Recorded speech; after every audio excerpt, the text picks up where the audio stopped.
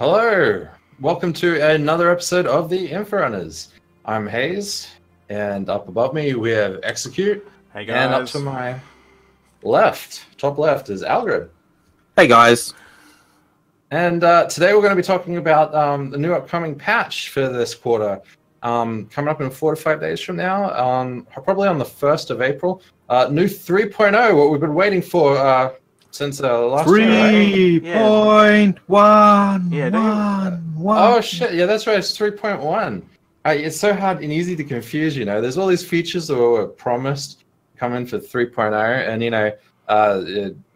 didn't really get it, did we? In fact, most of the features coming into 3.1 are the promised 3.0 features that never made it. Yeah, indeed. Well, if you look at it, Item System 2.0, that's a 3.0 feature. The sort of ability to customize your ships with weapons. Generally, most of the features coming in the 3.1 changelog are stuff that was supposed to come in 3.0, but it was such a rush release that it was not only an absolute buggy and crash-ridden mess, it was also missing a lot of the core features which were supposed to be pushed out for that release. Yeah, Chris himself kind of said that this week on RTV. He didn't like the state that 3.0 was released in, and he kind of alliterated that he never wants that to happen again. And I think with this quarter release structure, they'll be able to do that. They'll be able to just, put things out as they need it. And we've already seen some small things shifted around, like service beacons have come forward, and we know the blind culling's been pushed out. And I think the other one was one of the shotguns got pushed to 3.2 as well. I'm comfortable with that when it's ready, rather than making it pushed just because it felt like it needed to come out on Christmas Day. And there is a precedence with Star Citizen and Christmas Day. They've done that a couple of times now, where they've just released things a little bit early because they just wanted to get it done as a Christmas present. So hopefully that's not exactly we were talking about this before. It's not the best time to push it out for Christmas, because then over the holidays they've got no staff to deal with game-breaking bugs and problems and issues. And well, we're kind of having... We're recording this on the Australian Sunday here, and basically the PTU at the moment isn't working because the CIG is home for the weekend, and a lot of people that aren't in the States can't get into the PTU access. The game goes live. Chris said he wanted it to go live next Friday, so hopefully by then it's all fixed, but... it's a bit awkward when they're now kind of getting people to sub for PTU access, and on the weekend they can't get in. So and I believe him; he'll do it. He did it for 3.0. They pushed it out hell and high water. That patch was going out no matter what. So I imagine that they'll still do it here. But the same problem is, when we said 3.0 is not ready for release, I God for hope wait to get it right before they release it, and they didn't. We may see a similar situation here. When 3.0 was coming out, a lot of the people that I could recall on Bacardi was saying it's not really ready, and you could tell it wasn't ready. And I had fairly good frame rates in PTU, but once it went live, I couldn't play. The frame rates were 1 to 5 guaranteed all the time. Yeah, I was surprised it went live when it did.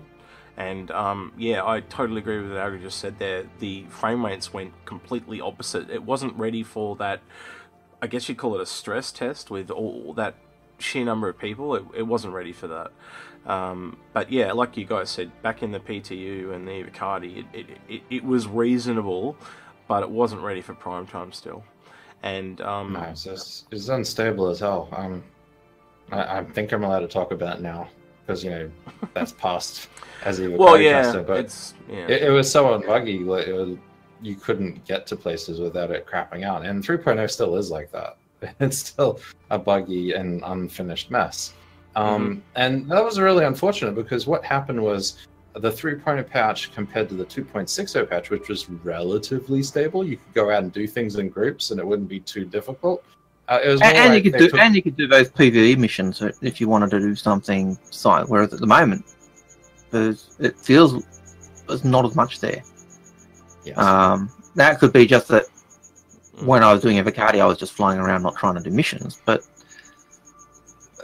I don't get the impression that there's missions there. It's just flying around doing cargo runs. And well, to be honest, there's more gameplay in 2.6 than 3.0 because of the experience was just a better experience. I played far more of the 2.6 patch than I ever touched 3.0. It's a bit like you said with the kind of a couple of steps forwards, a couple of steps back type of analogy. I can't remember exactly the phrasing you used, but 3.0 was like 2 steps forward and 3 steps back. So it was actually like a couple of steps backwards from 2.6 in terms of a patch that was fun, that patch that had higher playability, and definitely less to do because more places to visit, but it was kind of empty. Things like but having said that though, I think that while 3.0 may have seen 2 steps backward, or 3 steps forward, 2 steps back, there was a lot more of that back end stuff that was that really went into that, and I think that's why we're seeing that the advance now. It was a buggy mess. Yeah, it was very slow. Yeah, it wasn't as good as they wanted, but they got those core things in the background that they were really pushing to get done, and that's why we can see the advances now. But I think that they started working on 3.1 a little too late, but I think they have the real opportunity to make 3.1 that patch that actually moves forward and makes it a better game than what it is. Well, I know you two gents haven't had a chance to get into the PTU, but I can tell you right now there is a marked difference in frame rate. When you're actually in the PTU, it is actually running better than 3.0, and that's just in the PU, and that's on an American server, not an Australian server. So, look, when I was doing PTU, I would get 15 to 25 frames using my old NVIDIA 660 graphics card. So it was shit.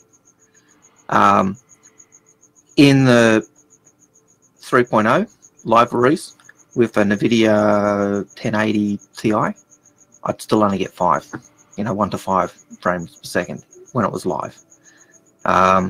So, yeah. What do you do? Yeah, well, I think you should both take the opportunity if you've got it, and that's the problem at the moment. There's nobody I know from Australia or Europe can get into the game. Only people that seem to be able to get in are Americans, and if you are from another country and you try to connect to the American server, it gives you a 40014 error. Well, at the moment, I actually just get a black screen. And that's so. Yeah. I haven't gotten into the PTU since it moved off Ivocati, but of course Ivocati always performs much better than a PTU release.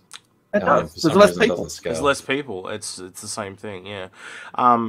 Less people, less ships, less components, and so it can cope with that a lot more. Yeah, I'm definitely not a fan of this new subsystem where people are paying to get PTU access. What was a testing environment now feels like a paid early access environment. It's a bit strange to me.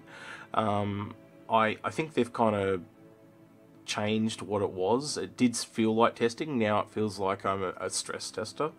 I think you are stress testers. I hate to tell you. I hate to tell you, but the people who send in the reports are normally the people with the Ivocati access. Yeah, and I can't even test anymore because I can't like this weekend I can't get in, yeah.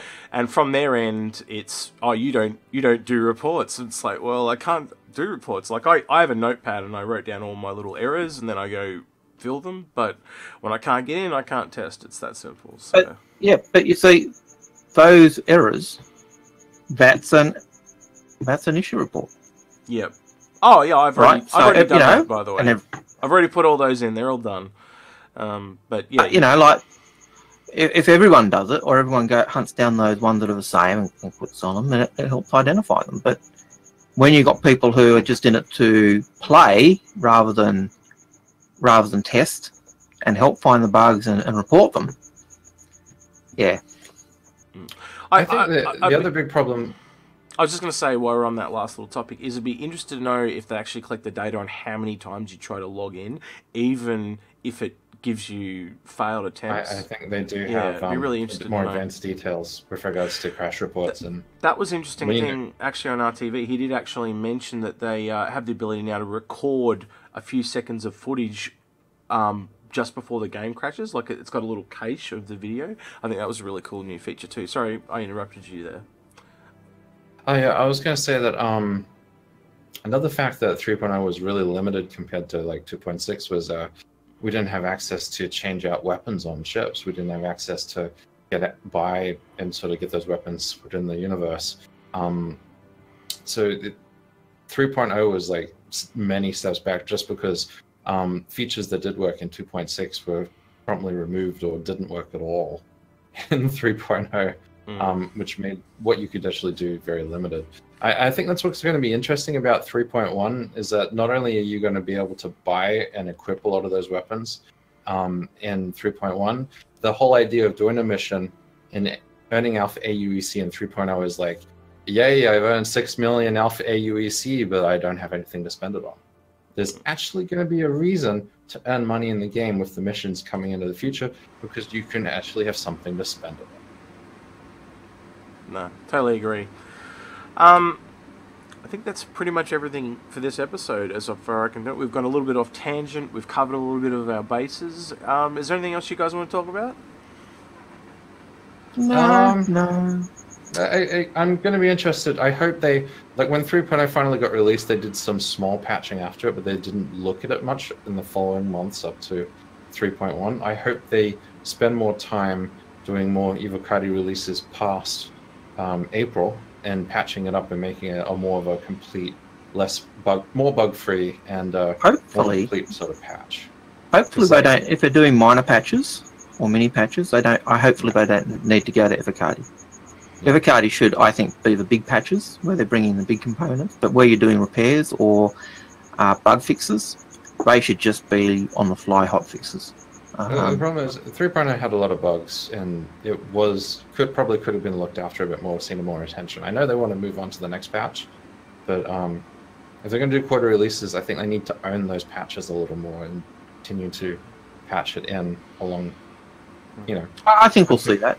I do actually think we'll see that, and I think we'll see they'll actually drop things that aren't ready won't make it into the current patch. Will just get pushed along, but they'll stick to that quarterly patch, and I think that's the biggest step forward that we'll see.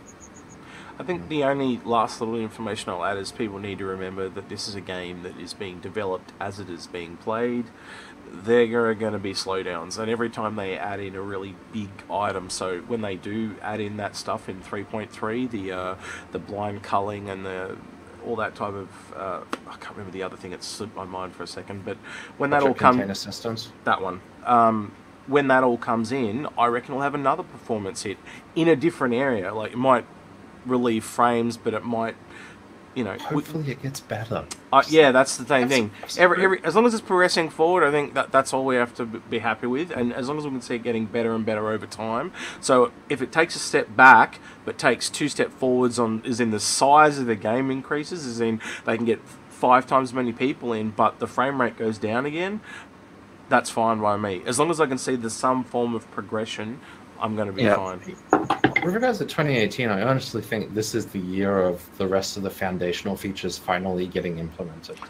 And so I think we won't really see the better performance overall until we hit 2019, to be honest. Yeah. And previously we called this the year of the ships. I don't think it's going to be as year of the shippy anymore as Reclaimer, Phoenix, 600i, several fighters and smaller ships. Yeah, but of course, no carrot, it's no Banu, like all these things that were previously mentioned. It's a year of the professionals. Let's hope so. Yeah, wait and see. I am very much looking forward to 3.2. I'm super hyped for 3.2. I'm looking forward to the professions. Anything that's not pew pew. All right, Hayes, do you want to sign us off? Yeah, I think that wraps it up. Best place to find us is on our YouTube channel. Please remember to like and subscribe if you liked our podcast. You can put it in the comments below, and we now have a Discord if you want to ask more in-depth questions, or maybe you have some ideas for a show. We'd love to hear from you. And this has been Al. And this is Execute, and that's... And Hayes. As always, we'll catch you around. Bye. Take care.